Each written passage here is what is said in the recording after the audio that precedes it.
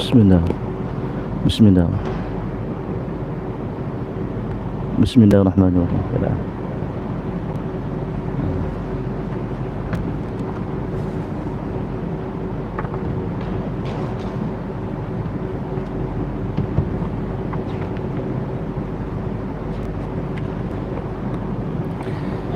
Bismillahirrahmanirrahim. Assalamualaikum warahmatullahi wabarakatuh.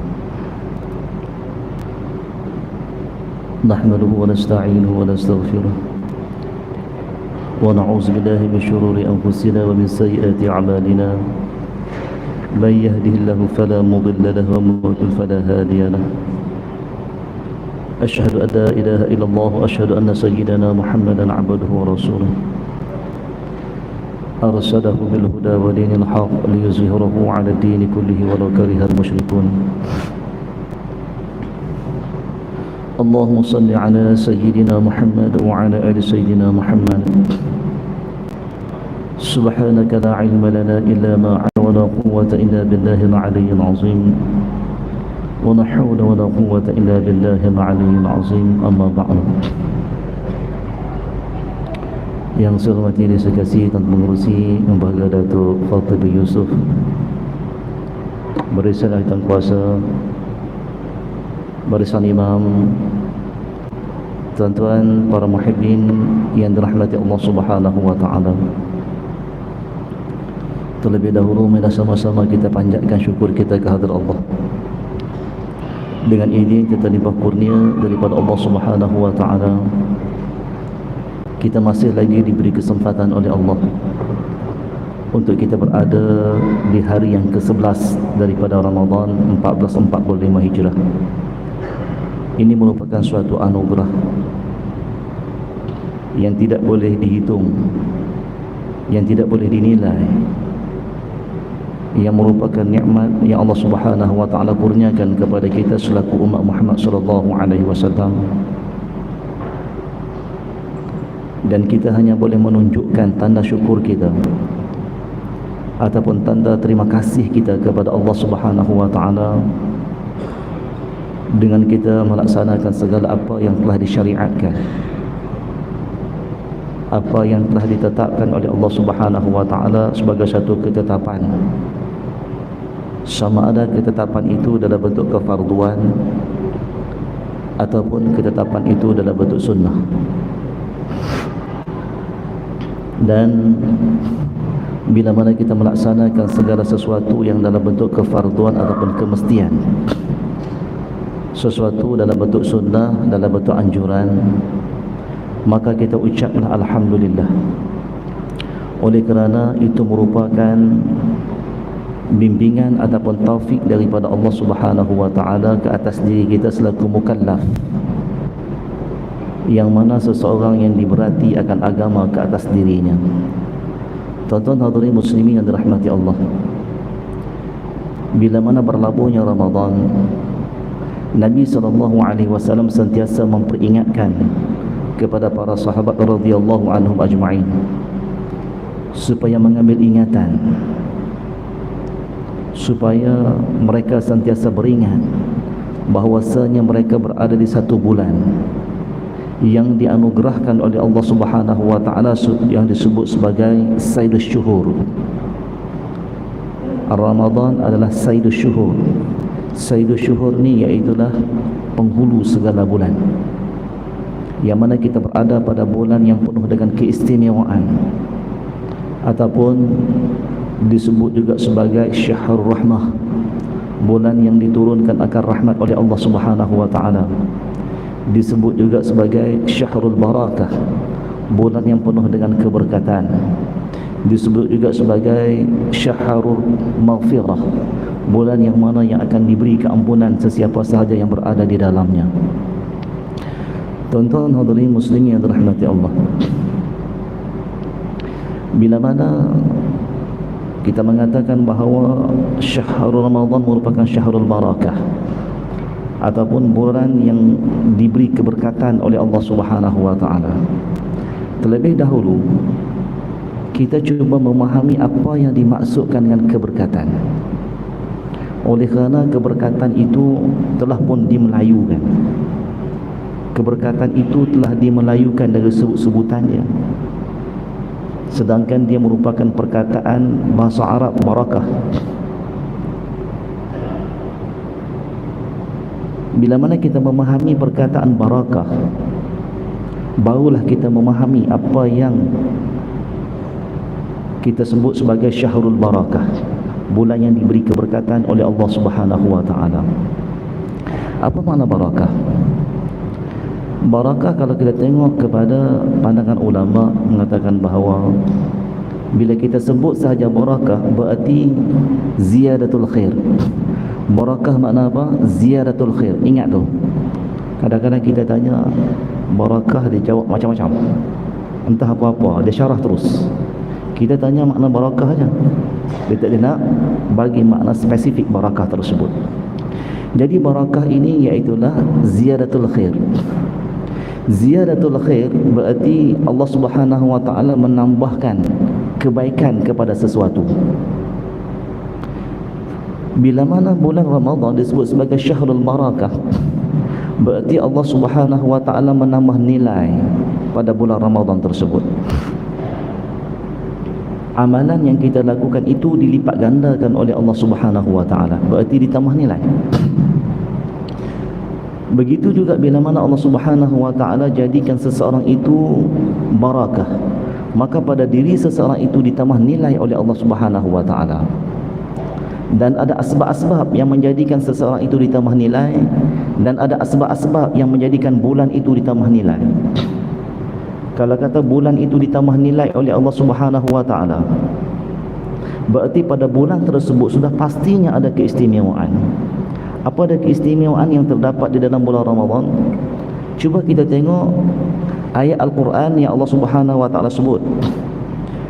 Ayat 185, Syahrul Ramadan alladhi unzila fihi al-Quran hudan lin-nas wa bayyinatin minal huda wal furqan. Bulan Ramadan tu Allah Subhanahu wa taala turunkan padanya Al-Quran. Itu di antara asbab yang mana menjadikan bulan tersebut diberi keberkatan oleh Allah Subhanahu wa taala, oleh kerana padanya diberi keistimewaan dan tidak diberi keistimewaan kepada bulan-bulan yang lain. Sedangkan Al-Quran itu sudah berada di Baitul Izzah. Sebelum kelahiran baginda Nabi SAW, Al-Quran sudah pun ada di Baitul Izzah, hanya menunggu kelahiran baginda Nabi SAW sahaja. Dan Al-Quran itu diturunkan oleh Allah Subhanahu wa taala pada malam Al-Qadr, yang mana Allah Subhanahu wa taala rakamkan dalam surah Al-Qadar, Inna anzalnahu fi lailatul qadr, lailatul qadri khairun min alfi syahr. Jadi tuan-tuan yang dirahmati Allah Subhanahu wa taala, itu antara asbab yang mana Allah Subhanahu wa taala jadikan bulan Ramadan tersebut salah satu bulan yang diberkati oleh Allah Subhanahu wa taala, oleh kerana padanya diturunkan Al-Quran dan tidak diturunkan pada bulan-bulan yang lain. Dan begitu juga bila mana seseorang itu nak diberkati oleh Allah Subhanahu wa taala, maka Allah Subhanahu wa taala akan memberi sesuatu menjadi asbab yang menambah nilai pada diri seseorang, iaitu contohnya bila mana seseorang itu dititipkan ilmu oleh Allah Subhanahu wa taala, maka dengan asbab ilmu tersebut seseorang itu diberi keberkatan oleh Allah Subhanahu wa taala. Dan begitu juga dengan tempat. Bila mana Allah Subhanahu wa taala nak memberi keberkatan kepada tempat tersebut. Kalau kita tengok dalam surah Isra, Allah Subhanahu wa taala sebut, Subhanalladzi asra bi'abdihi lailan minal masjidil haram ila al-masjidil aqsa alladzi barakna hawlahu linuriyahu min ayatina innahu huwas samiul basir. Yang mana Allah Subhanahu wa taala sebut dengan jelas, Maha suci Allah yang telah memperjalankan baginda Nabi sallallahu alaihi wasallam, iaitu hamba-Nya, pada malam hari yang sedikit. Subhanalladzi asra bi'abdihi lailan minal masjidil haram ila al-masjidil aqsa, daripada Masjidil Haram ke Masjidil Aqsa. Barakna haulahu, dalam ayat tersebut memberi makna atau memberi erti bahawasanya Allah Subhanahu wa taala memberkati Masjidil Haram tersebut. Berarti tempat itu diberkati ataupun tempat itu ditambah nilai oleh Allah Subhanahu wa taala. Sebab tu bila mana kita solat di sana sama dengan 100,000 pahala. Begitu juga dengan masa bila mana Allah Subhanahu wa taala memberi keberkatan pada masa tersebut. Pada bulan Ramadan Allah Subhanahu wa taala turunkan Lailatul Qadar, yang mana malam tersebut sesiapa yang beribadah pada malamnya menyamai 1000 bulan. Allah rakamkan juga dalam surah Al-Qadar. Itu jelas. 1000 bulan sama dengan 83 tahun. Tuan-tuan hadirin muslimin yang dirahmati Allah Subhanahu wa taala. Lalu Nabi SAW memperingatkan kepada para sahabat radhiyallahu anhum ajma'in, dan juga Nabi SAW memperingatkan juga kepada kita. Apa yang Nabi ingatkan kepada para sahabat, berarti Nabi SAW peringatkan kepada kita. Kita kena ingat. Sebab Allah Subhanahu wa taala hadirkan Nabi SAW kepada kita, ataupun Allah Subhanahu wa taala utuskan baginda Nabi SAW kepada kita, bukan perkara yang sia-sia, adalah untuk kita mengambil peringatan. Sebab tu hadirnya Nabi ataupun utusnya Nabi SAW dua perkara, iaitu Bashir wa Nazir, memberi peringatan dan juga menyampaikan berita gembira. Bashir berarti memberi ataupun menyampaikan berita gembira kepada golongan yang beriman ataupun kepada orang yang saleh dan beramal saleh, dan Nazir iaitulah memberi peringatan kepada golongan yang lalai. Dan kita senantiasa mengambil ingatan dan peringatan daripada hadis-hadis baginda Nabi SAW. Antaranya sabda Nabi SAW dalam riwayat Imam Ahmad. Ketika mana berlabuhnya Ramadan, Nabi SAW bersabda, kata Nabi, "Adhallakum syahru Ramadana hadha bimahlufi Rasulillah SAW, ma marra 'ala al-muslimina syahrun huwa khairun lahum minhu, ولا يأتي على المنافقين شهر هو شر لهم منه إن الله يكتب أجره وثوابه من قبل أن يدخل ويكتب وزره وشقاءه قبل أن يدخل." Apa yang Nabi SAW nak memberi peringatan kepada kita? Nabi nak sebut kepada kita bahawa bila mana Allah Subhanahu wa taala hadirkan kita Ramadan, maka Nabi sebut Allah Subhanahu wa taala naungkan kepada kamu dengan berlabuhnya bulan Ramadan ini dengan Rasulullah sallallahu alaihi wasallam bersabda, ataupun Nabi sallallahu alaihi wasallam bersumpah. Bila sebut Nabi sallallahu alaihi wasallam bersumpah, ini merupakan suatu perkara yang muhim, ataupun suatu perkara yang penting, ataupun suatu perkara yang wajib kita ambil ingat bila mana kita berada di dalamnya. Maksudnya bila mana kita diberi Ramadan dan kita berada di dalam bulan Ramadan, Allah Subhanahu wa taala sedang memantau kita. Seperti mana Allah Subhanahu wa taala sebut dalam surah An-Nisa, "Innallaha kana 'alaikum raqiba." Sesungguhnya Allah Subhanahu wa taala itu senantiasa mengawasi akan hamba-hambanya. Tiadalah berlalu ke atas orang Islam bulan yang lebih baik bagi mereka daripada bulan Ramadan. Nabi sebut jelas kepada kita, tidak ada bulan yang paling baik, tidak ada bulan yang paling mulia, tidak ada bulan yang paling istimewa, tidak ada bulan yang diberi akan kelebihan berbanding-banding dengan bulan yang lain. Itu maksud bulan yang baik, iaitulah bulan Ramadan. Dan tidak kepada munafik lebih buruk daripada bulan Ramadan. Maknanya apa? Kalau kita mengaku kita beriman kepada Allah Subhanahu wa taala, bila mana kita mengaku kita yakin dan kita beriman kepada Allah Subhanahu wa taala, maka kita akan mengambil peluang, kita akan mengambil kesempatan anugerah yang dianugerahkan oleh Allah Subhanahu wa taala kepada kita. Sebab itulah kalau kita tengok masjid kita akan dibanjiri oleh jamaah pada setiap malam bulan Ramadan. Kita boleh katakan di sini Isyak seperti Jumaat. Kita boleh katakan bahawa Isyak seperti Jumaat, bukan setakat subuh saja seperti Jumaat yang sedang kita usahakan pada hari ini untuk menjadikan subuh Jumaat. Kita boleh katakan Isyak seperti Jumaat. Saya yakin di Masjid At-Taqwa ni malam pertama bulan Ramadan saf sampai ke bawah. Saf sampai ke bawah. Bukan Masjid At-Taqwa sahaja, mana-mana masjid pun di malam hari bulan Ramadan jemaah akan membanjiri. Berarti kita mengambil kesempatan dan kita mengambil peluang yang diberikan oleh Allah Subhanahu wa taala. Selepas itu kita meneruskan dengan solat sunat. Solat sunat ya tuan-tuan. Bukan solat wajib pun. Solat sunat pun kita bersungguh-sungguh untuk kita melaksanakannya. Berarti pada bulan Ramadan ni Allah Subhanahu wa taala menjadikan kita ni orang yang mujahadah.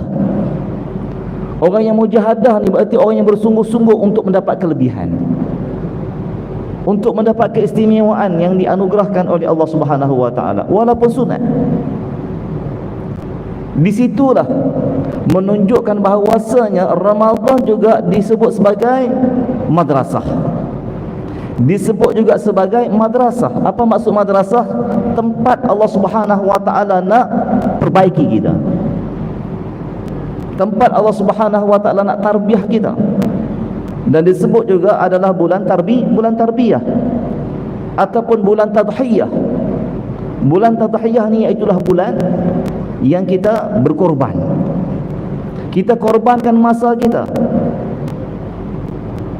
Dari sudut kerja, kita korbankan masa kerja kita. Kita boleh balik pukul 4. Kita boleh keluar awal. Nampak? Kita korbankan masa kita. Masa kita lebih di masjid, masa kita lebih di surau, masa kita lebih kepada Al-Quran, masa kita lebih dengan zikrullah. Berarti itu pengorbanan.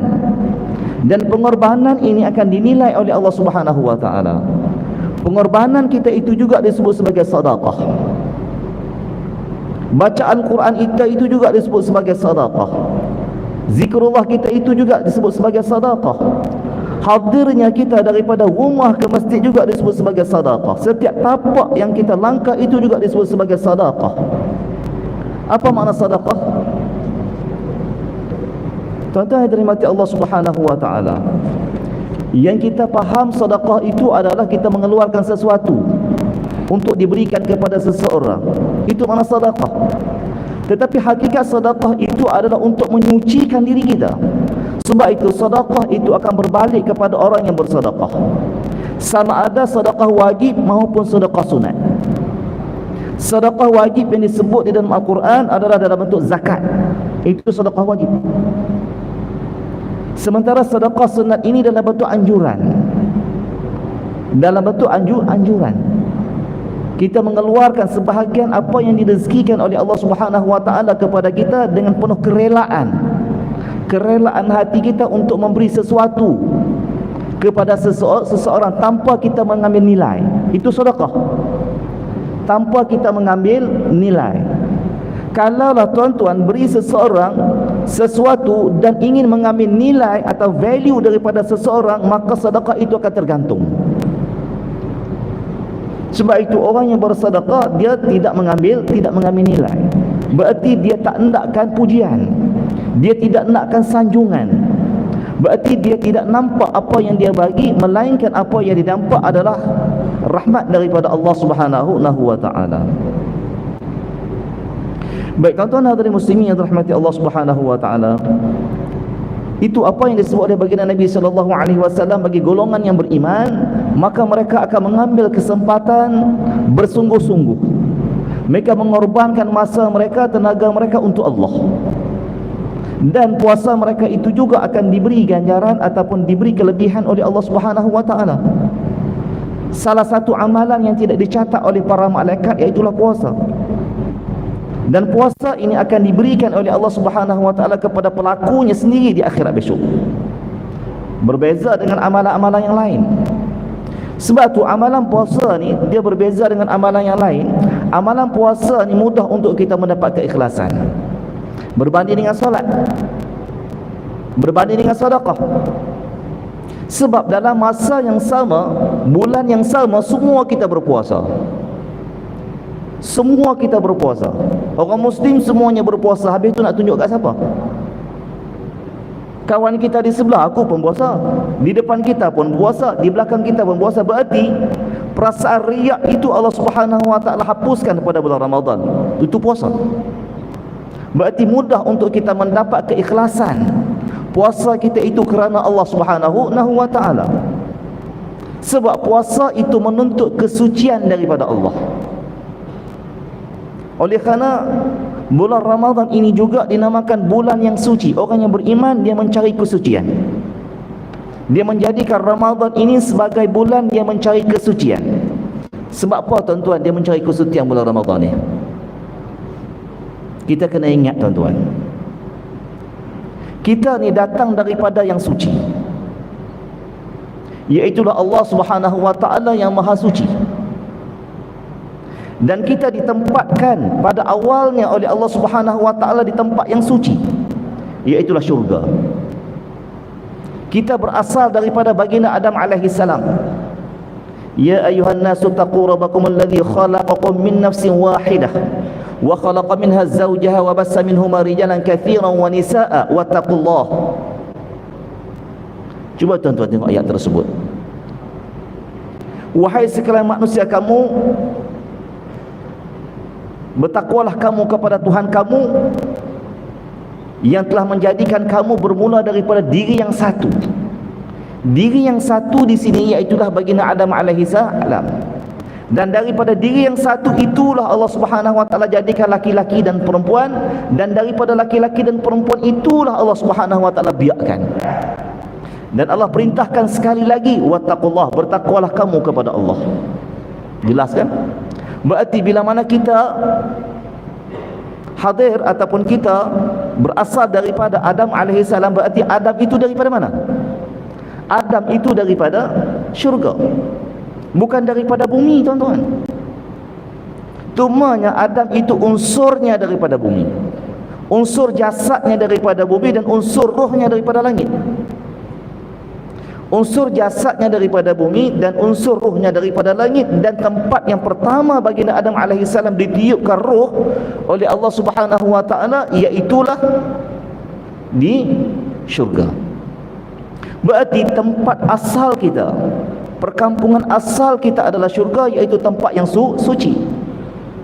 Allah sengaja jadikan Ramadan ini oleh kerana Allah Subhanahu wa taala nak filter kita supaya kita suci kembali. Berarti Allah Subhanahu wa taala nak fitrahkan kita. Yuladu mauludun alal fitrah. Dilahirkan kita tuan-tuan dalam keadaan fitrah. Suci ni, yang ada dalam ni semua suci belaka. Tidak ada satu pun kita mengambil tempat Allah Subhanahu wa taala. Tidak ada satu pun kita menderhaka Allah Subhanahu wa taala. Berarti kita lahir dalam keadaan suci, putih, bersih. Nampak tak tuan-tuan dirahmati Allah Subhanahu wa taala? Jadi bila Allah bagi Ramadan ni, Allah Subhanahu wa taala nak kita suci. Dan kita akan kembali kepada Allah Subhanahu wa taala dalam hal keadaan suci, dan Allah Subhanahu wa taala nak letakkan kita dalam tempat yang suci, iaitulah perkampungan asal kita, iaitulah syurga. Itu matlamat dia. Sebab tu matlamat puasa, kalau kita tengok di dalam ayat Al-Quran yang mana Allah Subhanahu wa taala sebut, ya, yang senantiasa dibaca oleh penceramah-penceramah kita, ya ayyuhalladzina amanu kutiba alaikumus shiyam kama kutiba alal ladzina min qablikum la'allakum tattaqun. Matlamat kita adalah tattaqun, takwa. Takwa makna suci. Orang takwa berasal daripada perkataan wiqayah ataupun benteng ataupun hadangan. Seseorang yang menghalang ataupun benteng diri dia daripada perkara mungkar, perkara maasi, perkara yang dimurkai oleh Allah Subhanahu wa taala, daripada sesuatu dosa, maka dirinya suci. Dirinya itu suci. Jadi maknanya tuan-tuan dirahmati Allah Subhanahu wa taala, ingatlah bahawasanya orang yang beriman dia akan mencari kesucian daripada Ramadan. Sebab tu kalau tuan-tuan perasan ataupun tidak,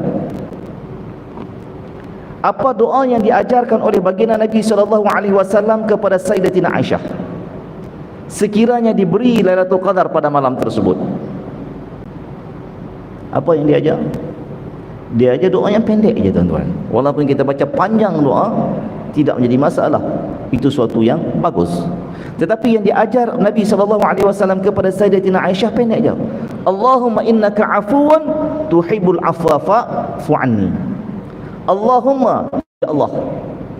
Boleh je baca dalam bahasa Melayu pun tuan-tuan. Tak ingat bahasa Arab pun tak apa. Seru dalam bahasa Melayu. Munajat kepada Allah dalam bahasa Melayu, wahai Allah. Allahumma, wahai Allah. Allahumma itu makna ya Allah ataupun wahai Allah. Ya. Kalau boleh elakkan guna perkataan wahai Tuhan. Oleh kerana kalau kita sebut wahai Allah, dia termasuk dalam kalimah lafzul jalalah, kalimah zikrullah. Jadi wahai Allah, innaka afuun, sesungguhnya ya Allah engkau adalah pemaaf. Maknanya kita nak merayu kepada Allah dan kita mengatakan bahawa wahai Allah engkau pemaaf ya Allah. Dan di saat kita berdoa tersebut, kita hadirkan rasa Allah Subhanahu wa taala itu berada di hadapan kita. Kita mengambil konsep dalam bab ihsan, an ta'budallaha ka'annaka tarah, fa illam takun tara fa innahu yara. Bila mana kita beribadah kepada Allah Subhanahu wa taala seolah-olah kita melihat Allah. Allah berada di hadapan kita. Kalau kita tidak mampu untuk melihat Allah Subhanahu wa taala, fa illam takun tara fa innahu yara. Dia nampak kita. Jadi di saat kita berdoa, Allahumma innaka afuun, ya Allah sesungguhnya engkau. Dia gunakan huruf kaf di situ, dhamir mustatir tu, merujuk kepada Allah Subhanahu wa taala bersama dengan kita. Nampak tak? Macam juga kita baca iyyaka na'budu wa iyyaka nasta'in, seolah-olah Allah itu berada di hadapan kita. Macam kita juga bagi salam, assalamualaikum, berarti orang tu wujud depan kita. Berarti bila saya bagi salam ni assalamualaikum, tuan-tuan ada depan saya.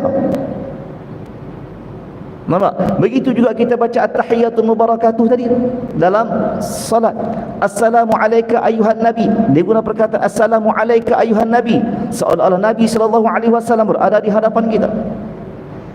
Jadi maknanya tuan-tuan, bila kita berdoa Allahumma innaka, ya Allah sesungguhnya engkau, dia guna perkataan inna di situ, harfun taukid, nak bagi satu penegasan betul-betul, sesungguhnya engkau pemaaf ya Allah.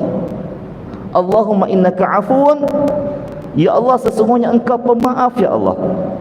Tuhibbul afwa fa'fu anni, engkau suka memberi kemaafan ya Allah. Tuhibbul afwa maknanya engkau suka bagi kemaafan. Allah ni suka bagi maaf kepada kita. Tuhibbul afwa fa'fu anni, maka engkau maafkanlah aku ya Allah. Tu doa dia pendek je. Tetapi walaupun pendek tuan-tuan, dia boleh menjadikan kita itu suci. Kalau kita tengok perbezaan antara afun dan maghfirah, ada dua. Kita minta kepada Allah, astaghfirullahalazim, ya Allah aku mohon keampunan kepadamu. Itu pun filter juga. Kita minta Allah Subhanahu wa taala hapuskan dosa kita. Afun pun ia juga, untuk Allah Subhanahu wa taala menghapuskan dosa kita juga. Tapi ada perbezaan. Seseorang yang diberi Allah Subhanahu wa taala keampunan dalam bentuk maghfirah, catatannya masih ada. Catatannya masih ada. Tapi di khatam. Orang masuk penjara, dia diberi keampunan. Rekod dia ada tak? Ada tak rekod dia? Ada kan? Tapi dia dah diberi keampunan. Dia tidak dah diselidiki. Tapi rekodnya masih ada. Tetapi kalau seseorang yang diberi afun, rekodnya dipadam terus, itu afun. Perkataan afun ni Allah Subhanahu wa taala hapuskan terus. Contoh apa dia? Tuan-tuan, kita duduk atas kapek tu tuan-tuan. Di bawah kapek tu saya ingat habuk banyak kot, pasir pun ada kot. Nampak tak? Tapi bila dihamparnya kapek, maka tak nampak lagi dah keladak yang ada dekat bawah tu. Ibarat kata kalau padang bola lah, lebih mudah lah. Bila mana tumbuhnya rumput tu, maka tanahnya sudah tidak nampak. Habis. Berarti seseorang yang mendapat afun, berarti dia mendapat kesucian daripada Allah Subhanahu wa taala. Orang mati pun kita minta doa juga. Cuba tengok doa orang mati. Apa kita minta? Allahumma ighfir lahu. Betul kan? Mula-mula kita minta Allahumma ighfir lahu. Ya Allah, kurniakanlah keampunan kepada si fulan yang hadir di hadapan kami ini. Allahumma fir lahu warhamhu, kurniakanlah ya Allah akan rahmatmu kepada si fulan tersebut ya Allah. Wa'afihi, afiatkanlah ya Allah akan si fulan tersebut. Wa'fu anhu yang terakhir. Nampak? Wa'fu anhu, apa makna wa'fu anhu? Wa'fu anhu itu maknanya kurniakanlah kemaafan kepada dia. Tuan-tuan, sebab tu kita nak kalau boleh orang yang datang solat jenazah kita ni biar ramai. Sebab apa? Salah seorang cukup Allah Subhanahu wa taala angkat akan doa si fulan tersebut, maka jenazah yang ada di hadapan kita itu akan menjadi ahli syurga. Sebab apa? Sebab Allah terima daripada doa tersebut. Allahumma ighfir lahu warhamhu wa'afihi wa'fu anhu. Jadi Nabi SAW ajar Aisyah doa yang pendek tetapi memberi makna yang cukup besar. Bila mana diafan berarti diberinya kesucian oleh Allah Subhanahu wa taala. Nampak tak tuan-tuan yang dirahmati Allah Subhanahu wa taala? Itu yang kita nak daripada Allah, ya. Itu bagi orang yang beriman. Tetapi Nabi SAW sebut dalam hadis tadi, dia kata bukan bagi orang munafik. Bukan bagi orang munafik. Orang munafik dia tidak akan mengambil manfaat daripada Ramadan. Sebab itulah dia didoakan oleh siapa? Jibril alaihi salam ketika mana Nabi SAW naik ke mimbar. Dengan Nabi mengatakan amin. Apa yang Nabi SAW dengar doa daripada Jibril, iaitulah celakalah kepada sesiapa yang diberi Ramadan dan dia tidak menjadikan Ramadan tersebut yang boleh menghapuskan dosa dia. Dia tak menjadikan Ramadan tersebut yang boleh menghapuskan dosa dia. Berarti dia tidak mengambil manfaat. Dia biar saja Ramadan berlalu begitu sahaja, maka dia termasuklah dalam doa Jibril alaihi salam, wa na'udzubillahi min zalik.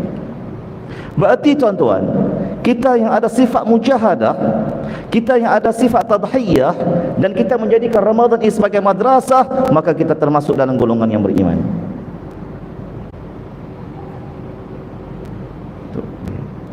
Ada pengumuman?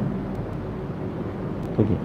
Berarti kita termasuk dalam golongan orang yang beriman. Berarti orang yang yakin, orang yang percaya. Berarti kita sedang diberi taufik oleh Allah Subhanahu wa taala.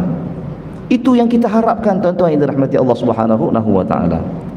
Dan dengan rahmat Allah Subhanahu wa taala, apa yang disebut oleh Nabi sallallahu alaihi wasallam bila datangnya Ramadan, idza jaa Ramadan futihat abwaab jannah.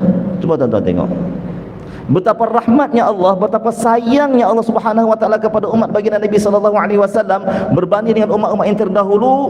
Idza ja'at Ramadan futihat abwaabul jannah. Allah buka seluas-luasnya pintu-pintu syurga. Untuk siapa?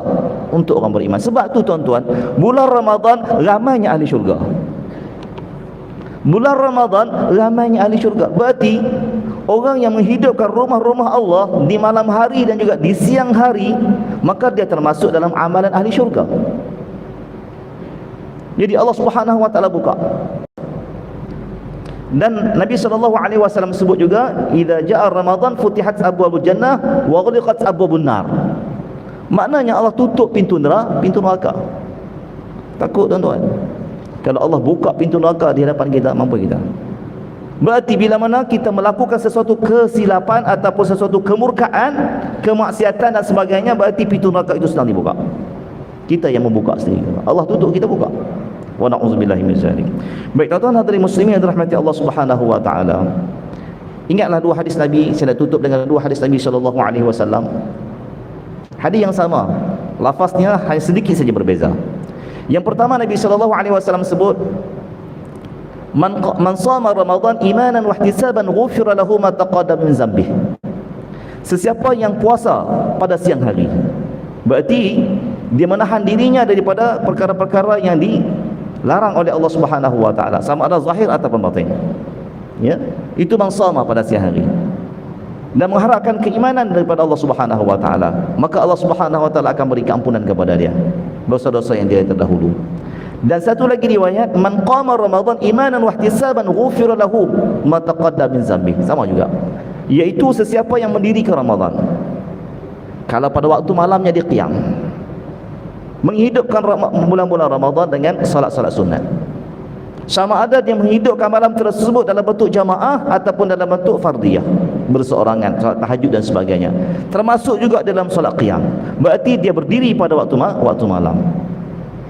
Dia menghidupkan siangnya dengan berpuasa dan dia menghidupkan malamnya dengan qiyam. Maka kedua-duanya hasilnya ataupun natijahnya adalah keampunan daripada Allah Subhanahu wa taala.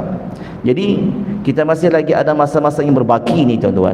Rebutlah dua peluang ni. Usahalah untuk kita mendapat keampunan ataupun untuk kita mendapat kesucian daripada Allah Subhanahu wa taala, asbab daripada kedua-dua tadi. Insya-Allah sekadar itu dulu untuk pertemuan kita pada hari ini. Mudah-mudahan apa saya kongsikan dengan tuan-tuan boleh manfaat dan juga boleh mendekatkan diri kita kepada Allah Subhanahu wa taala.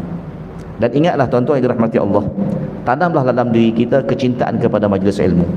Bila mana kita duduk dalam satu-satu majlis ilmu, kelebihannya seperti mana seseorang yang melaksanakan solat sunat 100 rakaat, walaupun dia duduk walaupun sekejap.